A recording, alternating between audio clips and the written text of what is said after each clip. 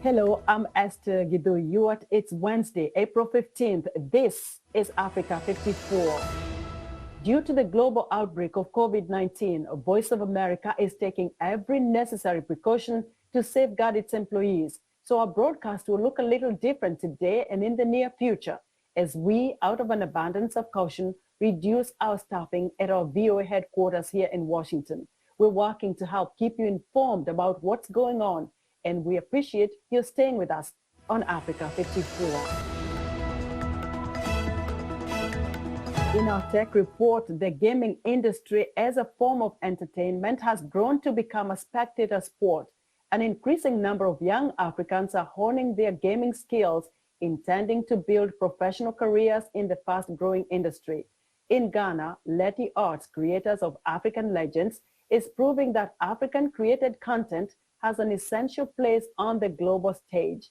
Africa 54 tech reporter Paul Ndiho spoke with Eyram Tawia, co-founder and CEO of Leti Arts, based in Accra, Ghana, who shares his thoughts on the future of the gaming industry in Africa.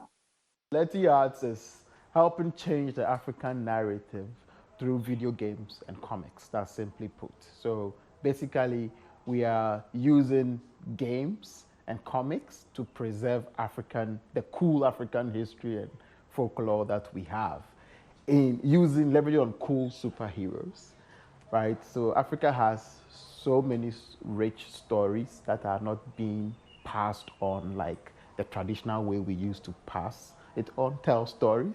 Now every kid is looking on the phone, on the iPad. So yes, there's a need to leverage on new interactive technology, which is games, to preserve the rich history and folklore that we have. And in doing that too, we introduce into Africa gaming technology, because games, is not something here, but it's the biggest industry in the West. It's bigger than the movie and the music industry combined, if I should be right. And Africa has over 1 billion people. We are over 1 billion people, and that industry is still not here. What kind of challenges have you faced, you as an entrepreneur? Yes, as a gaming entrepreneur. Right. Yes, the main challenge in the creative industry, or this gaming industry here, the first one is skill set, human resource. You don't have skilled resources in this field. So you have excellent programmers, you have excellent artists, but they are not skilled in video games.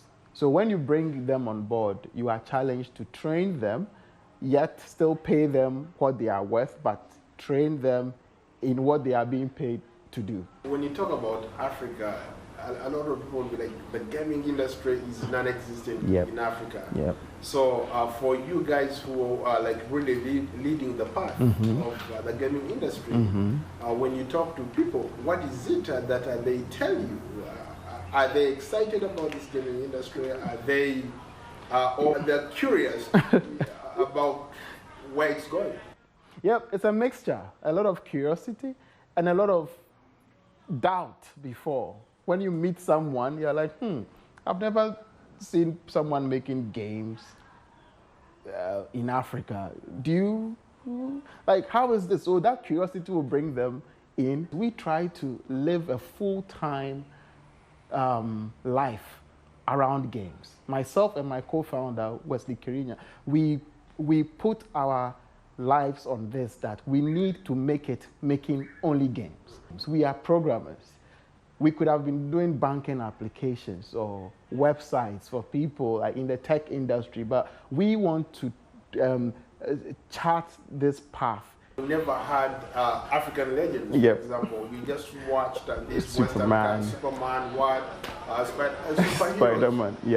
but we never had our own kind of people that we look up to. What inspired you to get into that space? The first time I saw Thor in Avengers stop a car with his hammer got me curious about where that power came from.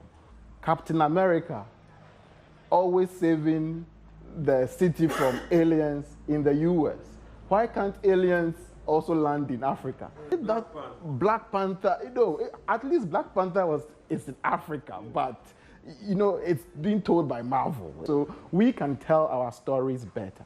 So it's these questions that baffled my mind when I was growing up, drawing all those characters. So I used my final year project to turn one of my productions in junior high school into a true 3D game, which was Sword of Cygos. And that went very far. Like it became, that was in 2006, it became the game that have been made in Africa from Ghana for the first time. I realized that MIT picked it up and did a competition amongst African games and we won. Then from there, like people started seeing it. That's how I met my co-founder, Wesley. So we realized that gaming was interesting and new. How big is the gaming industry? There are a lot of factors that need to be solved. Then we can now quantify what the gaming industry is in Africa. So I can still just tell you that the potential is huge. That was Africa 54 technology reporter Paul Ndiho speaking with Eyram Tawia, co-founder and CEO of Leti Arts in Accra, Ghana.